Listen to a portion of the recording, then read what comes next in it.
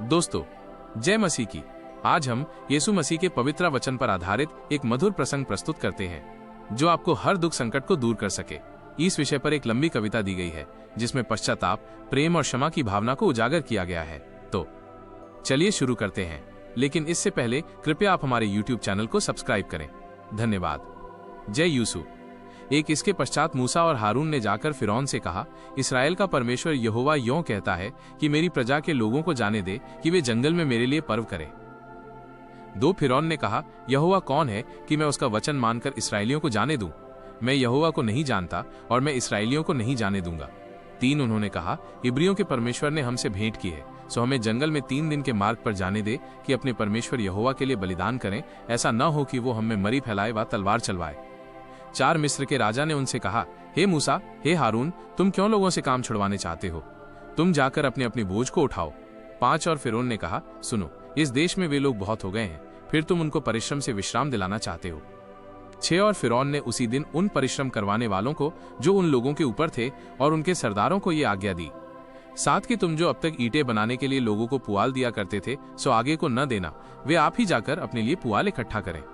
8, तो भी जितनी ईंटें अब तक उन्हें बनानी पड़ती थी उतनी ही आगे को भी उनसे बनवाना, ईंटों की गिनती कुछ भी न घटाना, क्योंकि वे आलसी हैं। इस कारण ये कहकर चिल्लाते हैं कि हम जाकर अपने परमेश्वर के लिए बलिदान करें। 9, उन मनुष्यों से और भी कठिन सेवा करवाई जाए कि वे उसमें परिश्रम करते रहें और झूठी बातों पर ध्यान न लगाएं। 10, तब लोगों के परिश्रम कराने वालों ने और सरदारों ने बाहर जाकर उनसे कहा, फिरौन इस प्रकार कहता है कि मैं तुम्हें पुआल नहीं दूंगा। 11, तुम ही जाकर जहां कहीं पुआल मिले वहां से उसको बटोर कर ले आओ, परंतु तुम्हारा काम कुछ भी नहीं घटाया जाएगा। 1200 वे लोग सारे मिस्र देश में तितर बित्तर हुए कि पुआल की संती खूंटी बटोरें। 13, और परिश्रम करने वाले ये कह कहकर उनसे जल्दी करते रहे कि जिस प्रकार तुम पुआल पाकर किया करते थे उसी प्रकार अपना प्रतिदिन का काम अब भी पूरा करो। 14, और इसराइलियों में से जिन सरदारों को फिरौन के परिश्रम कराने वालों ने उनका अधिकारी ठहराया था, उन्होंने मार खाई और उनसे पूछा गया कि क्या कारण है कि तुमने अपनी ठहराई हुई ईंटों की गिनती के अनुसार पहले की नाई कल और आज पूरी नहीं कराई। 15, तब इसराइलियों के सरदारों ने जाकर फिरौन की दोहाई ये कहकर दी कि तू अपने दासों से ऐसा बर्ताव क्यों करता है? 16, तेरे दासों को पुआल तो दिया ही नहीं जाता और वे हमसे कहते रहते हैं, ईंटें बनाओ, ईंटें बनाओ, और तेरे दासों ने भी मार खाई है, परंतु दोष तेरे ही लोगों का है। 17, फिरौन ने कहा, तुम आलसी हो, आलसी, इसी कारण कहते हो कि हमें यहोवा के लिए बलिदान करने को जाने दे। 18, और जब आकर अपना काम करो और पुआल तुमको नहीं दिया जाएगा, परंतु ईंटों की गिनती पूरी करनी पड़ेगी। 19, जब इसराइलियों के सरदारों ने ये बात सुनी कि उनकी ईंटों की गिनती न घटेगी और प्रतिदिन उतना ही काम पूरा करना पड़ेगा, तब वे जान गए कि उनके दुर्भाग्य के दिन आ गए हैं। 20, जब वे फिरौन के सम्मुख से बाहर निकल आए, तब मूसा और हारून जो उनसे भेंट करने के लिए खड़े थे उन्हें मिले।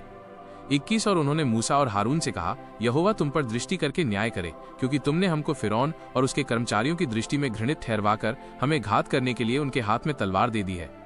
22, तब मूसा ने यहोवा के पास लौटकर कहा, हे प्रभु, तूने इस प्रजा के साथ ऐसी बुराई क्यों की और तूने मुझे यहाँ क्यों भेजा? 23, जब से मैं तेरे नाम से फिरौन के पास बातें करने के लिए गया, तब से उसने इस प्रजा के साथ बुरा ही व्यवहार किया है और तूने अपनी प्रजा का कुछ भी छुटकारा नहीं किया।